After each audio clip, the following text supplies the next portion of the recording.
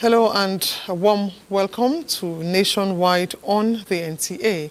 I am Ifoma Ojinta. Senate has called for the establishment of a military base in Gwe West local government area of Benue State to curb attacks on communities. They also urged security agencies to restore law and order in the troubled spots and called on Benue State government to enforce the anti-grazing and ranching law in motion.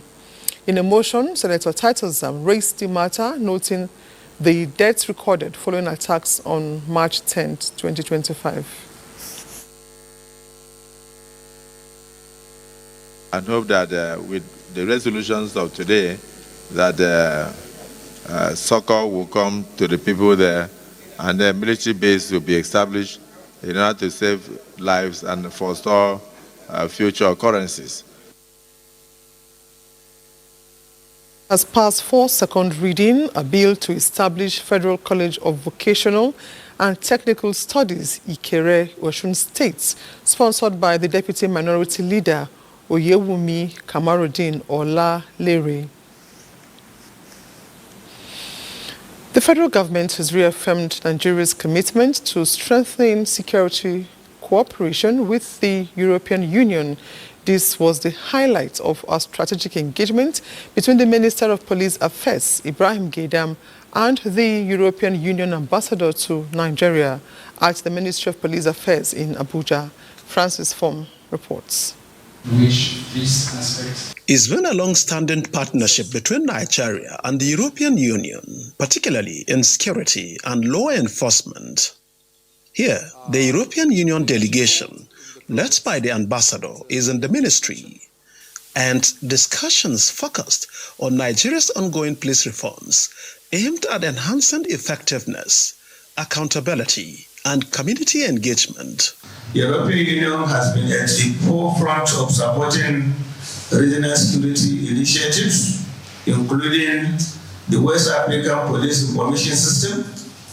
This initiative, supported by Interpol, has significantly enhanced the ability of law enforcement agencies across West Africa to share critical police information electronically. And we are indeed an unwavering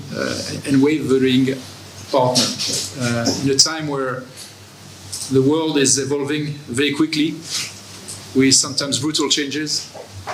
It is important to have constant and faithful partners, and this is what the EU wants to be and to remain for Nigeria, and we feel that Nigeria is also one for us.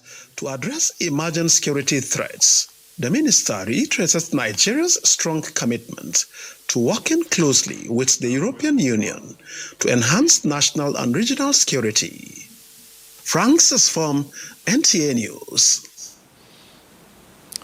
The House of Representatives has asked the Federal Ministry of Health and the National Primary Healthcare Development Agency to intensify diphtheria vaccination and awareness campaigns across schools in the country to contain the spread of the disease.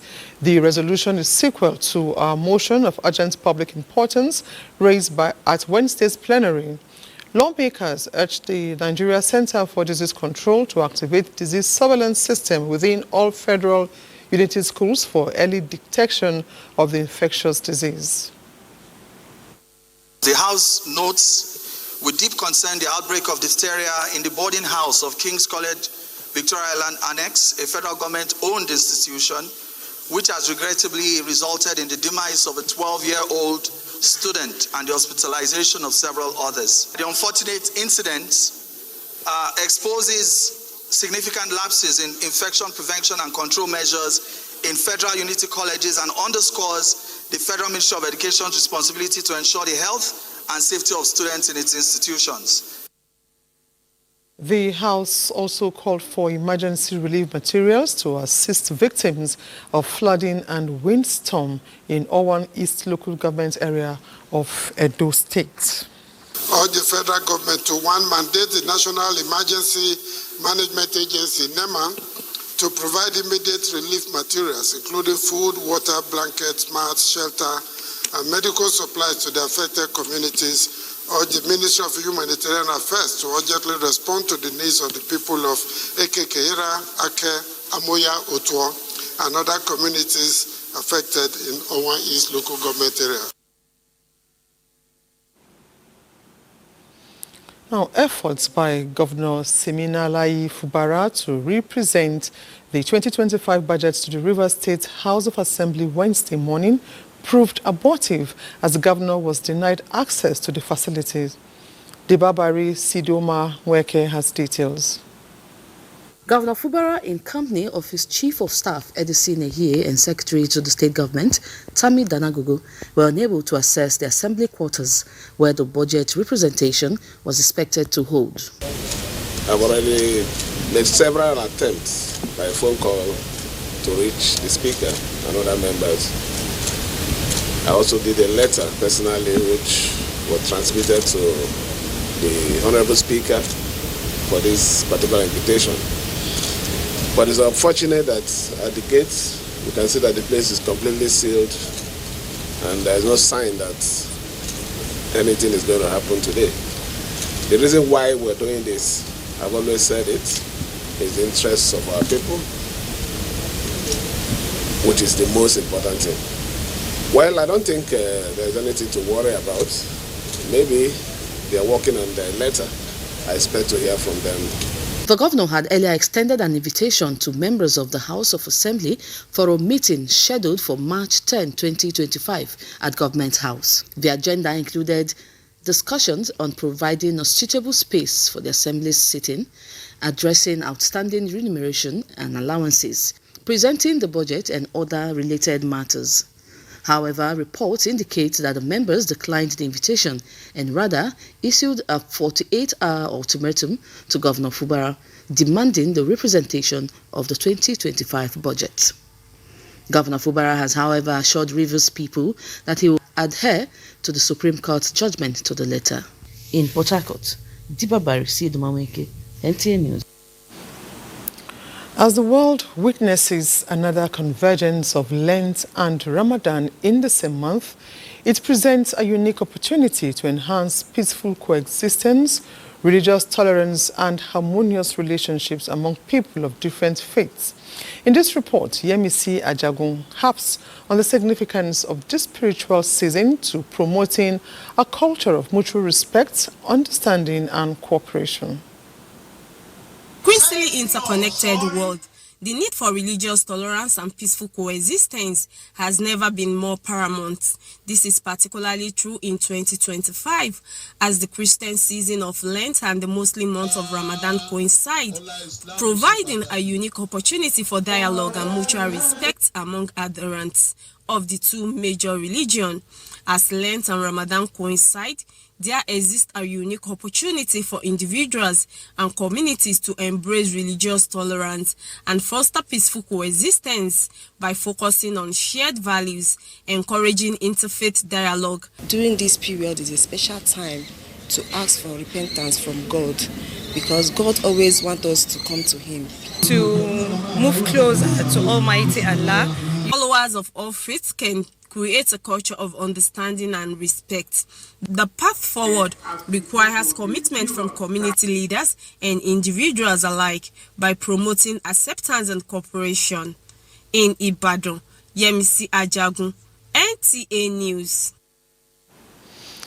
We now join Yemisi in Ibadan live, who has a guest, the coordinator National Orientation Agency Oyo State, Olukemi Afolayan, to speak more on this. Hello, Yemisi. Is it Happy Lent or Ramadan Karim to you? And can you tell us more on how to harness this spiritual season for the benefit of all? Hello, good afternoon and welcome to Ibadan. It's indeed a special moment presently in Nigeria and the world at large as both Muslim and Christian are observing their annual fast. The convergence of Lent and Ramadan presents about a peaceful coexistence. But to discuss further on this, I have here with me the State Director, National Orientation Agency, Oyo State, Dr. Olukemi Afolayan. Ma, this period of Muslim and Christian fast, how will this bring about harmony and peaceful coexistence? Oh, thank you. Good afternoon. For Christians and Muslims, fasting that is being observed same period, we are appealing to Nigerians to see this as message, a divine message for tolerance, religious tolerance, a divine message for us to embrace ourselves irrespective of our divisive tendencies. Another message, even from the God Almighty, to Nigerians to see themselves as one, and also to embrace duty of care, duty of love, duty of good neighborliness. How can it bring about development in the country? Peaceful coexistence in any society is key. Peaceful coexistence, religious harmony is key to development. Without peace and security, there can be no development. So peaceful coexistence is very, very key and germane to development, national development, not only in Nigeria, all over the world. And so for Christians and Muslims, this period that both religious sects are observing religious Ramadan for the Muslims, then Lent for Christians. We should embrace ourselves. We should show love to ourselves. We should even go further by inviting ourselves to different programs. Christians should invite Muslims to their Ramadan lectures. Muslims should invite Christians to their Lent messages. Have been speaking with the State Director, National Orientation Agency, Oyo State, Dr. Olukemi Afolayan. That will be all from Ibadan. Thank you very much, indeed, Yemisi, for that. And we now go over to our Lagos Network Center for more reports on Nationwide with Awal as our guide. Hello, Awal. A former emergency responders and law enforcement agencies are intensifying monitoring of trucks carrying flammable items. This was after a gas tanker explosion, which occurred Tuesday night, claimed 4 lives with no fewer than 19 persons suffering various degrees of burns. Joel Popola reports that 4 houses and about 12 cars were damaged as a result of the explosion. The explosion, according to eyewitnesses, left many scampering for safety, and before they could come to terms with the loud sound, the entire area was engulfed by fire. The impact of the explosion affected 4 houses, including a church. 4 vehicles around the scene of the incident were completely burnt, while a mechanic workshop with more than 10 vehicles was not spared, as they were damaged by the explosion. The brake was failed, and the trailer rolled back, and it fell down in front of my entrance.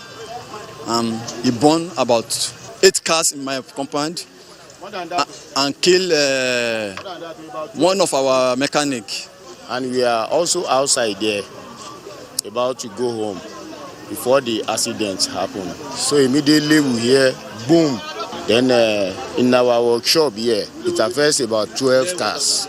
The truck, which has no registration number, was conveying cooking gas before it overturned while ascending the road linking Otedola under bridge. As at the time of filing in this report, LASEMA and other emergency responders were trying to identify the company and the truck driver.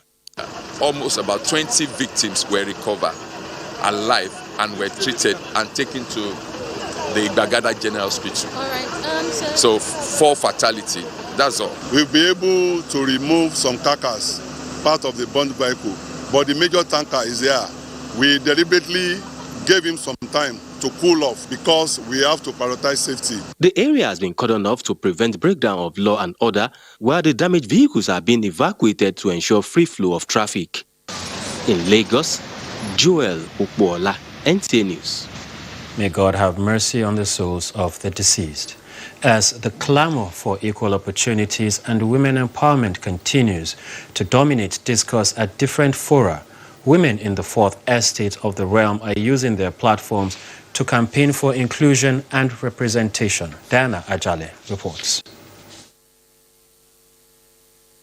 To some women, it is about a chance to be heard, while some want to share equal seats on the same table with the men. The many their voices, the louder it becomes. That way, the world can hear them and reconsider their stance. The media platform, on the other hand, is a better medium to reach out to many, and the women in this profession are using this opportunity to elaborate on the issues affecting women and girls. Whether it is advocating for equal pay, supporting women in leadership roles, or ensuring access to education and health care, each of us has a role to play. The plight of widows, the displaced women, their business environments, finance, workplace, and even marriage were some of the areas highlighted at the Women in Media Forum. To turn positivity into femininity, the platform was also used to motivate by the stories shared, celebrate achievements made, and encourage others who are down. I made films that won awards internationally as a woman in an industry where everybody believes that we all do great things. But this is not saying that, there's a cliche that what a man can do, a woman can do better. But I tell you, it's no longer a cliche, it's the truth. And it's not just in my industry, it's in every sphere of life. The consensus here is that women can create a future where every woman and girl has the opportunity to thrive, lead, and contribute to society without barriers. In Lagos, Diana Ajale, NTA News. And those are the stories from Lagos. Nationwide will continue in just after the break. Don't go away.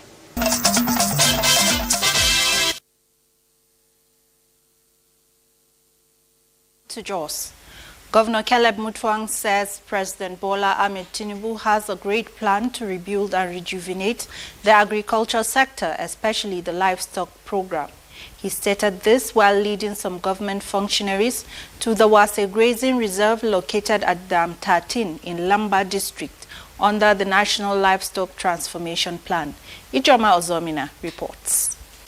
The Dam 13 Livestock Ranch in Wase under the National Livestock Transformation Plan is a vast expanse of a colonial reserve covering about 98,000 hectares of land.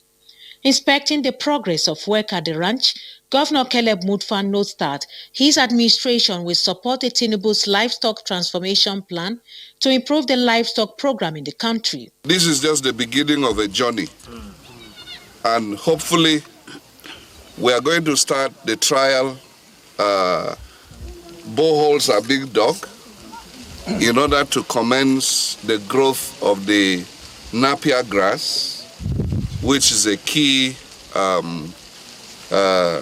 feed for grazing animals. This project it will bring job opportunities for my people locally, and also the name of Wase will go out there to know that something like this is happening within this area. The governor also inaugurated the Wase Rock Radio and Television Station, Wase ICT Center, and Coppers Lodge, and laid the foundation for the building of legislators' quarters. The governor then paid homage on the Emir of Wase, where he unveiled the importance of the National Livestock Transformation Plan of the federal government to the people. Governor Mutfwang adds that the suspension of mining in the state is in public interest, saying all government needs from the people is cooperation. Ijoma Ozemina, NTA News. Muslims have been urged to assist the less privileged and embrace the spirit of charity, not only during Ramadan, but as a lifelong activity. This was the thrust of the 14th Annual Ramadan Lecture of NTA Network Center Jos. The report of Zainab Ibrahim is here presented.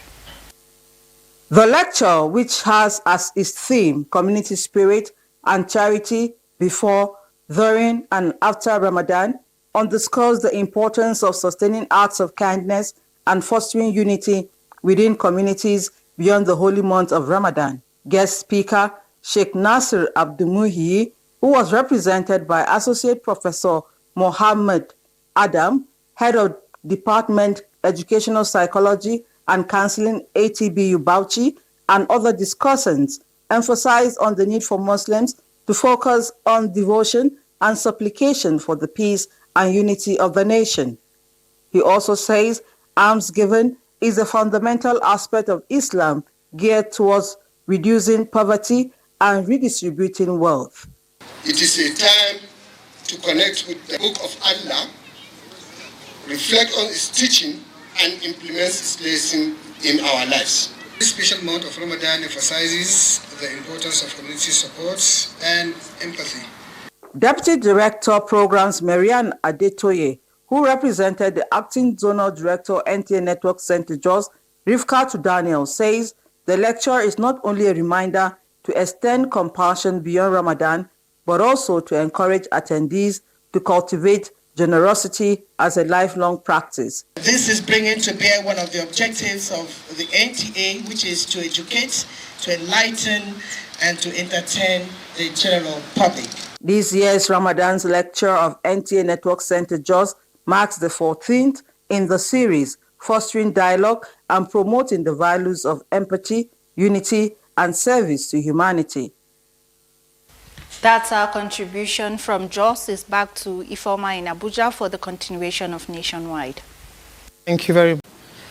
Now, the Economic and Financial Crimes Commission now has the power to probe the 8-year tenure of Dr. Peter Odili as Governor of Rivers State. This followed the decision of the 5-man panel of justices of the Supreme Court, led by Justice John Okoro.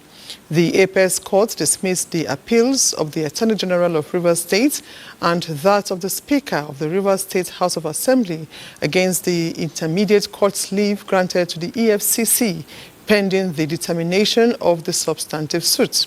The Apex Court's decision has removed the perpetual injunction granted by the Federal High Court, Port Harcourt Division in 2007, barring the EFCC from investigating the tenure of Dr. Peter Odili. The Supreme Court dismissed both appeals based on the fact that the issues involved were interlocutory in nature and counsel to the appellant's withdrawal of the appeals. With this development, parties in these matters are to return to the Court of Appeal for the adjudication on the substantive issue. In line with its commitment to sanitizing the financial space of the nation and offer the investing public adequate and reliable information on the activities of illegal Ponzi scheme operators across the country, the Economic and Financial Crimes Commission, EFCC, alerts Nigerians on the operations of 58 companies operating as investing entities and defrauding Nigerians. A statement by the head of media and publicity of the Commission says the companies are neither registered with the Central Bank of Nigeria nor the Securities and Exchange Commission. The Commission has arraigned several companies involved in Ponzi schemes to court, with 5 of them convicted. Another 5 pleaded guilty but awaiting review of facts. The Commission assures the public of vigilance and proactive monitoring of every entity and player in the nation's economic space to safeguard the public from opportunistic and predatory operators.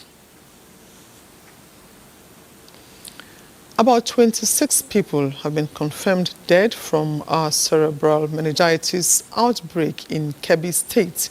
Commissioner for Health, Yanusa Musa Ismail, disclosed this to newsmen in Birnin Kebbi. Correspondent Abdul Jalil Muhammad Bawa reports.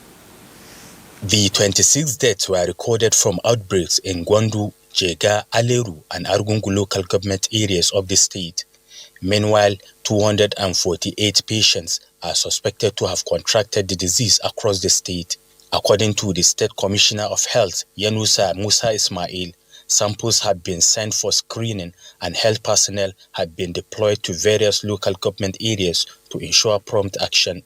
Isolation camps were set up by Medicine Sans Frontiers in Gwandu, Jega, and Aleru, with mattresses along with drugs and other consumables. People felt sick should immediately report to the nearest health facility, not remain at home.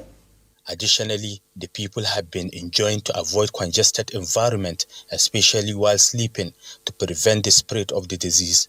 In Birnin Kebbi, Abdul Mohammed Ba. Joining us now live is Hassana, who is standing by in Birnin Kebbi to tell us more about the outbreak. Hassana, over to you. Good afternoon, and thank you for joining us in Birnin Kebbi.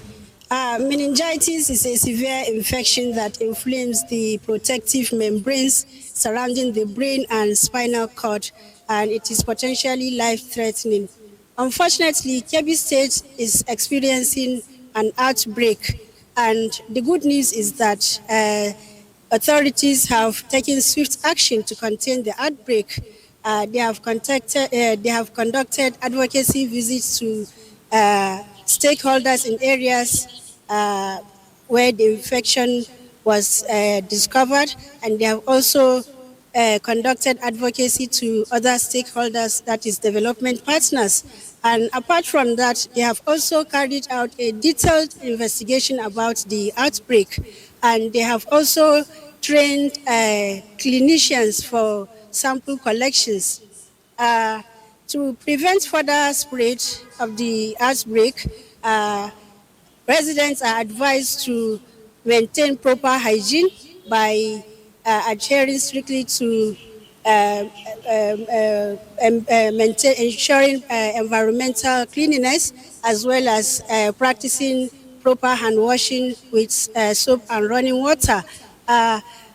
Apart from that, also residents are advised to avoid isolation centers to minimize the transmission of the disease. With collective approach, the authorities hope to contain or eliminate the outbreak in the state, and will bring you more updates as more information becomes available about the outbreak. All right, thank you very much, Hassana. Now, President Bola Tinubu rejoices with former Justice of the Supreme Court and Nigeria's High Commissioner to the United Kingdom, Justice George Oguntade, who clocks 85 years. President Tinubu notes that Justice Oguntade's tenure at the Supreme Court witnessed the delivery of many landmark judgments, one of which was his dissenting judgment in the appeal by the then presidential candidate of the ANPP, General Muhammadu Buhari, retired, against the declared winner, President Umaru Yar'Adua of the PDP. The president wishes Justice Oguntade more years in good health and the continued grace of God. Former Director General, Nigeria Television Authority, Professor Tony Iradia, says the private broadcast media is crucial in driving sustainable development in Nigeria.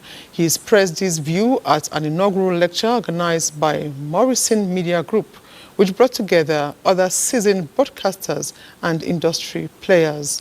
Gabriel Amunike reports. During the event opened, Vice-Chancellor, Federal University, Kashere, Gombe State, Professor Umar Pate, a renowned communication scholar and chairman of the occasion, emphasized the power of the media in shaping the society. Broadcasting is in transition because of digitization, and broadcasting, or the media generally, is in crisis. Former Director General, Nigerian Television Authority, NTA, Professor Tony Iradia, who was also the keynote speaker in his address, emphasized that private broadcast media have a unique responsibility in promoting accountability and driving socio-economic progress. I am saying that journalism should not be an attack. Rather, it should be an opportunity to draw attention to what is wrong so that what is wrong can be done and corrected. That aspect of adversarialism is still okay, but we must know that our country needs to develop, and so we must prioritize development communication. I want to say that the University of London is ready to collaborate more with public and private media for the purpose of ensuring that our students in the University of London are exposed. Panelists, including renowned broadcasters, brought to the fore challenges confronting public and private media houses, ranging from financial constraints to regulatory bottlenecks. With private broadcast media at the forefront of national conversations, industry experts at this inaugural lecture stressed the need for policy reforms, good leadership, staff motivation, and ethical journalism. There was an induction of members into the Society of Nigerian Broadcasters. In Port Harcourt, Gabriel Amunike, NTA News.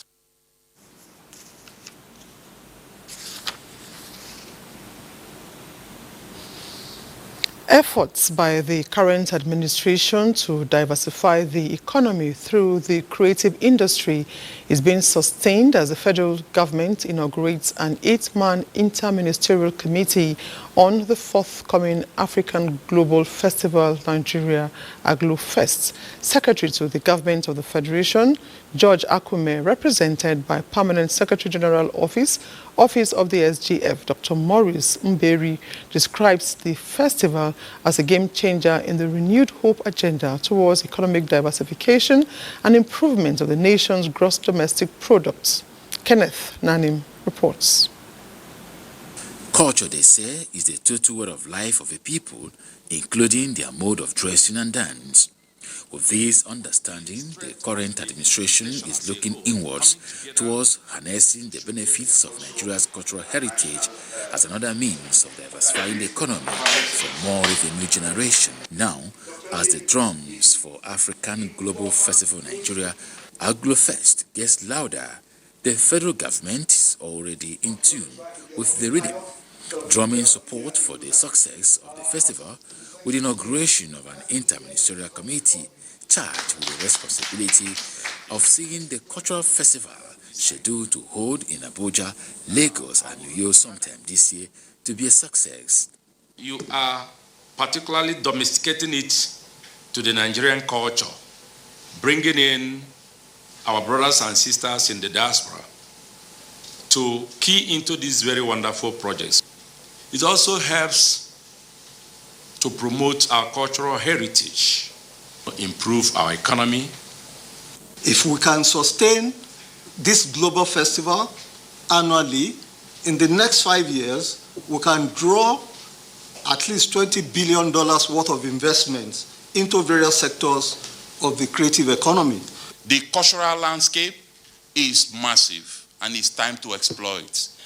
The members of the Inter-Ministerial Committee are drawn from the relevant ministries, departments and agencies and will be chaired by the Secretary to the Government of the Federation, Kenneth Nanim, NTA News. With ongoing reforms and interventions to strengthen the grid, the federal government says Nigeria will surpass the current peak generation and transmission of power. Nigeria's power sector recently celebrated 6,003 megawatts of power on the grid. The historic milestone, which the managing director of the Niger Delta Power Holding Company says will be accelerated to ensure availability of electricity.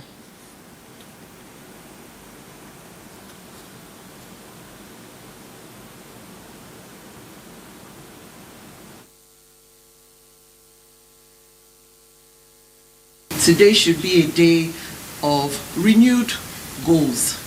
Let's continue to set very ambitious goals, very lofty goals, and let's continue to pursue those goals. And you can't strike a target if you do not aim at the target. We must continue to set those targets, aim at those targets, and hit those targets. And we can do this. We can do it as a team. So I'll continue to urge you to demonstrate capacity.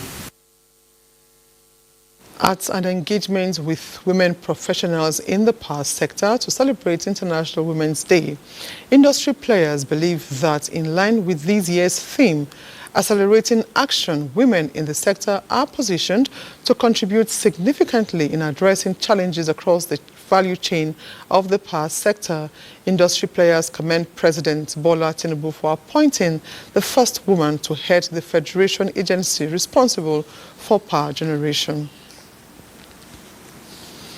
The use of improvised explosive device, IED, by terrorist groups in a major challenge in counter-terrorism efforts in the northeast. Defense correspondent Ismail Musa reports that Nigeria, UK and the US are therefore joining forces to combat the global threat through capacity development of Nigeria's security agencies. It's more than 2 decades since the September 11 attack in the US, amplified by improvised explosive devices, IED. But the sad memories of lives lost remain fresh. With advancement in technology and communication, IED threats have continued to grow in scope and capacity, destroying lives and property, truncating counter-terrorism operations in northeast Nigeria. Threat of improvised explosive devices. This symposium is focused on developing a comprehensive approach to tracking and destroying IEDs through capacity development for security agencies.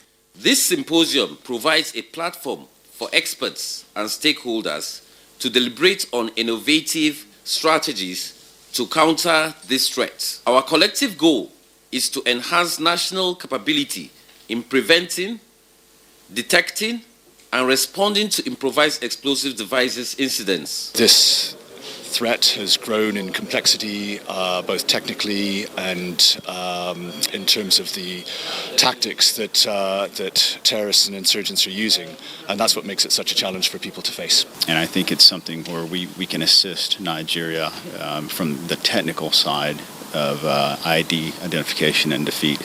The UK government has established a counter-IED center in northeast Nigeria and have been training troops for the past 4 years. In Abuja, Ismail Musa, NTA News. Let's now pause to take more messages. Nationwide continues shortly. You're welcome back. The National Universities Commission, NUC, has approved the establishment of the Cross River State University of Education and Entrepreneurship, making it the 67th state university in Nigeria. The Executive Secretary of NUC, Abdullahi Yusufu Ribadu, announced this while presenting recognition letter to the Secretary to the Government of Rivers States, Professor Anthony Owan Eno. The university is expected to offer high-quality education while integrating entrepreneurial skills development, equipping students with necessary tools to succeed in today's dynamic economy.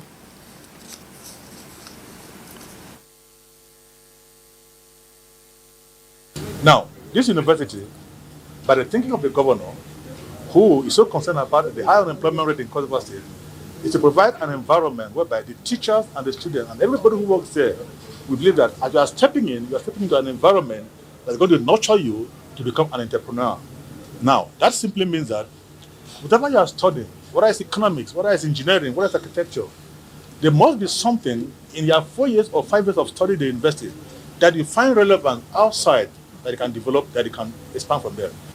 The National Universities Commission, NUC, remains dedicated to ensuring that our higher education sector meets the highest standards of academic excellence. And the approval of this proposed university or this university shall be in line with our mandate to regulate and maintain quality assurance in the Nigerian university system. State is home to 6 major universities, including 1 federal university, 1 state university, and 4 private universities.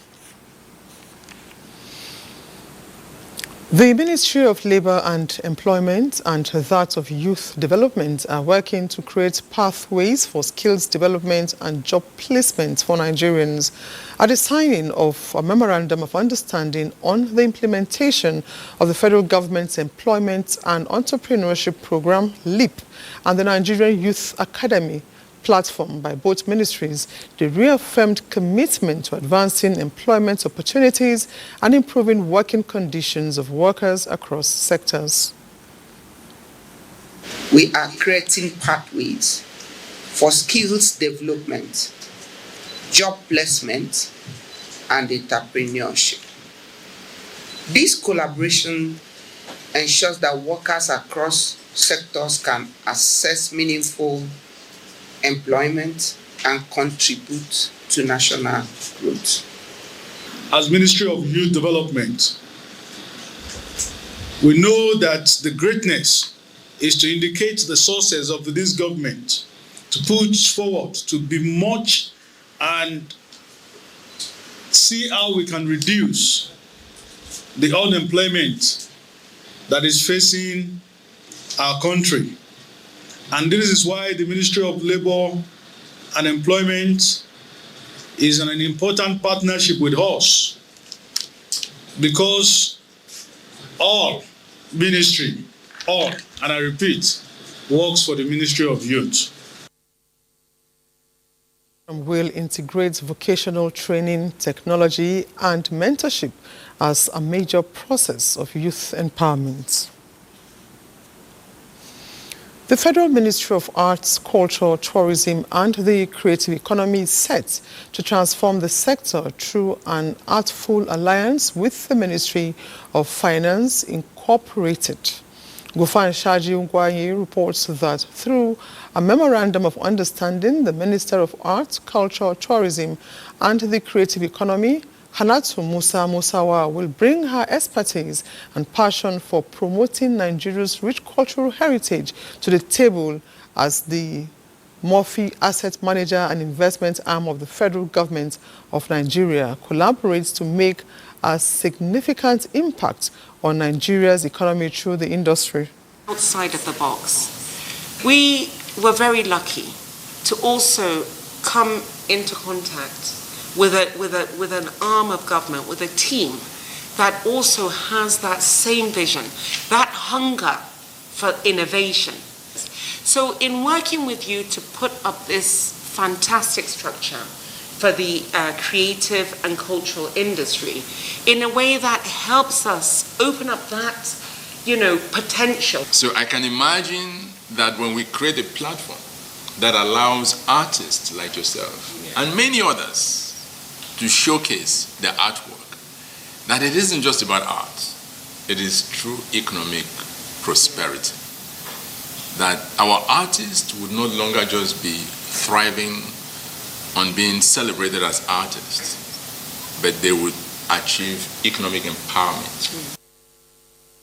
The collaboration is expected to unlock the full potential of Nigeria's creative industries, driving growth, innovation and job creation, with the creative sector already contributing 4% to the country's GDP. As the Nigerian Air Force enhances its capabilities with the procurement of new platforms, it is imperative that our medical framework capable of supporting evolving operational demands is adopted. Chief of the Air Staff, Air Marshal Hassan Abubakar, emphasized this at the NAF Medical Seminar in Abuja. Correspondent Olajide Bello reports. This gathering marks a significant milestone, as the Nigerian Air Force had not convened such a conference in the past 4 years, a period the world had undergone profound changes, bringing new challenges, demands on military healthcare. Yet, one principle remains constant: a healthy force is a capable force.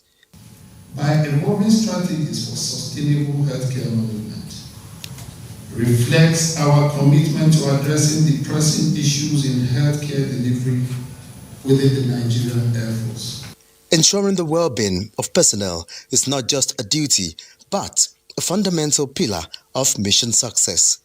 Beyond treating ailments, we must anticipate and prevent them.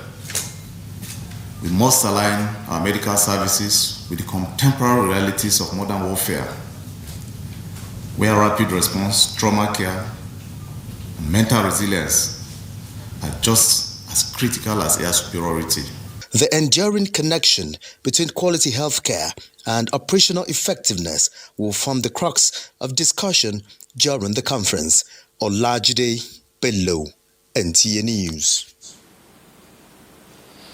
Effective and efficient data mapping is a critical element in the Nigerian Diaspora Commission's engagement with its diasporans. This was a submission of the chairman, Nigerian Diaspora Commission, Abike Dabiri Erewa, at the kickoff of this year's comprehensive data mapping for Nigerians in Eurasia.